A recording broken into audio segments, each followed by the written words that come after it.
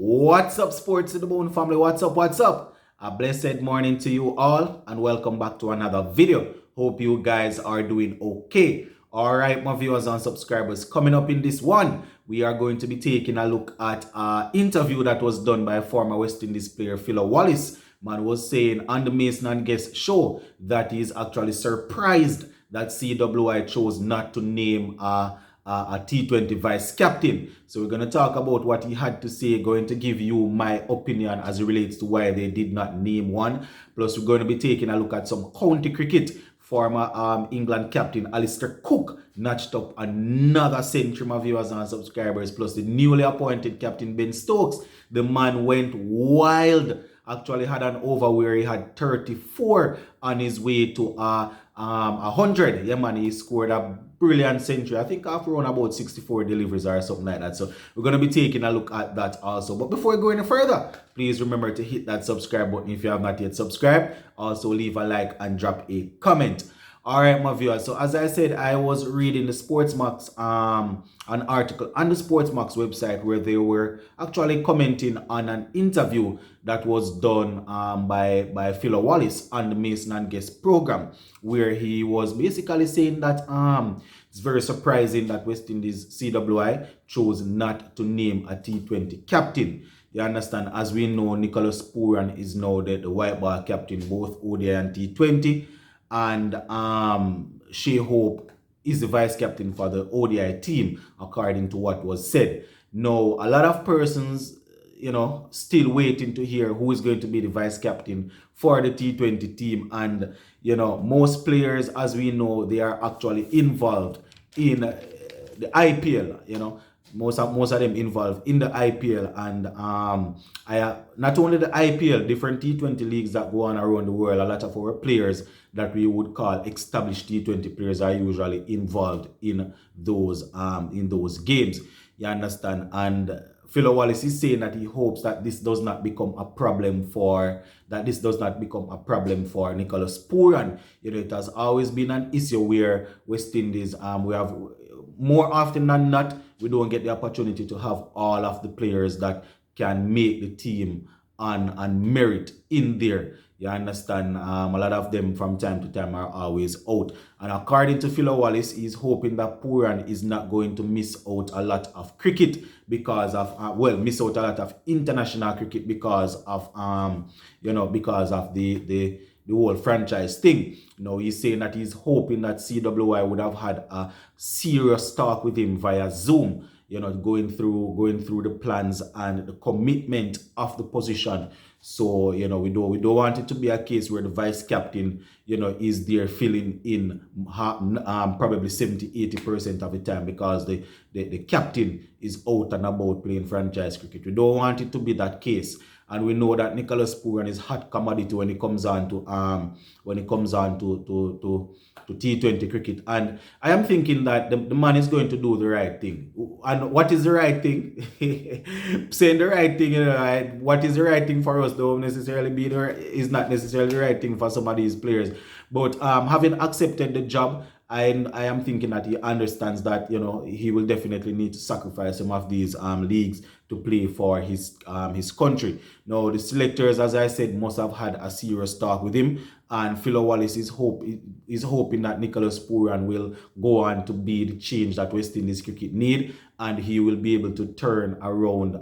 Will be able to influence the players to play majority of the games, international games for us. You understand? And one name, as it relates to the T20 vice captaincy position, my viewers and subscribers, one name that I don't see get mentioned any at all is Evan Lewis. I don't know, I don't usually see him captaining or vice captaining anything at the regional level. You understand? Usually he's playing for teams that have their standout leaders, whether he's playing for Trinidad or St. Kitts and Nevis Patriots, where we know that Dwayne Bravo led the team and all of that. So Evan Lewis is an established player in our T20 side. He is probably one of the guys that once he's fit, that he will be there. When we're talking about the T20 vice captaincy, Jason Hola and Shimron Hetmyer, those are the two players that I heard, their names were being thrown about. as we know, I don't know if we want to look back in Jason Holder's direction right now, seeing that we're moving away from him. Sherman Hetmeyer, as I said, for me, Hetmeyer should be in both T20 and ODI team. You understand? I can understand that he's not on a contract and he hasn't played. He hasn't played quite a few games for us. So as I indicated,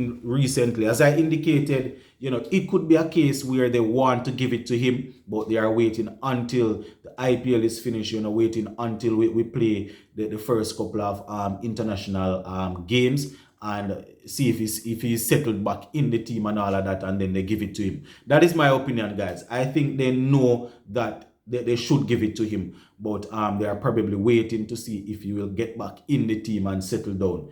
You understand? Because when it comes down to T20 and ODI, we don't have a lot of players that are better than Sherman Hetmeyer. Maybe only Nicholas Pooran, and that is a fact. You understand? In my opinion. Well, I can't say a fact in my opinion, but in my opinion, Sherman Hetmeyer and Nicholas Pooran needs to be in the West Indies team at the same time. You understand? So I am hoping that after the IPL, things will be settled in such a way that both men will be permanent spots in the team once they are performing. And you notice I say once they are performing. I know that Sherman Hetmeyer has a big fan base on this platform here. We can't say anything bad about him, but once we are saying good about him, everybody praise and run up and oh, Sports to the Bone, I love you so much. Oh, Sports to the Bone. But once you criticize him, similarly to a few other players, then you are the worst thing since sliced bread. But what I'm saying is this: once he's able to make the team, I have no issue with him being in the team. You understand? And we would have seen that even T20 cricket right now, Hetmeyer should be in the team easy.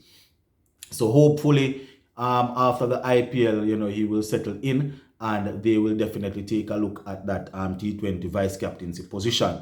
You understand? But as I said, I believe they are waiting on the IPL to finish, then getting back the team together, see who steps up, and then they'll probably ask them to be the vice captain. Nicholas Pooran, as I said, was the obvious choice for the front runner. So the ticklish position now is who you give the vice captaincy. Are you going to give Evan Lewis? As I said, I have never seen him really in any leadership role. Are you going to ask Jason Holder to go and hold down the fort until you identify somebody, or you're going to just put in back Hetmeyer in the team and give it to him? It's a big decision, you understand? Even a bigger decision than who got the captaincy, because as I said, it was clear.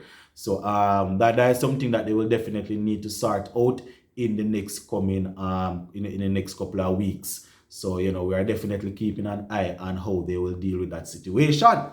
All right, so quickly before we finish up, my viewers, we're going to take a look at what's happening over there in England.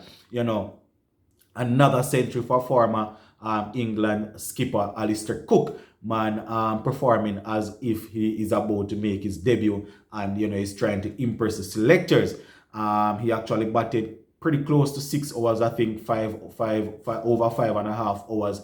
I gather that he batted in scoring this century, and I think this is century number 71 in this sort of competition for him. So against Kent, I think he had 100 of 266 delivery, and in this one now he had 107 of 268. So man still doing the thing. But the most impressive, or what you could say, is probably the highlight of what the England fans will want, especially the fact that he was just named captain. Ben Stokes, man, actually gave the people a taste of what he's expected to do, once he's back playing Test cricket. Now he actually scored a brilliant century. You understand? He went on to get 147. Yeah, man, 147 of 82 deliveries. Yes, you heard me right. 147 of 82 deliveries. Ben Stokes got. His first half century came off. The half century came off 47 deliveries.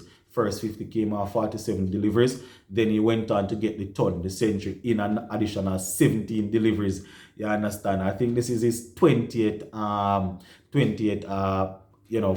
county century. So Ben Stokes basically working himself in form. One particular bowler was treated very roughly, as Ben Stokes had 5 sixes and a 4 in that over. So, man basically showing that here what he's getting himself fully prepared and geared up for I think New Zealand is the first test series that they will have. So, basically getting himself into shape for that. So yes, my viewers and subscribers, those are the stories that I wanted to zoom in on in this one. But you don't know, later on we will check in back and talk some IPL. Big up on yourself. I'm out.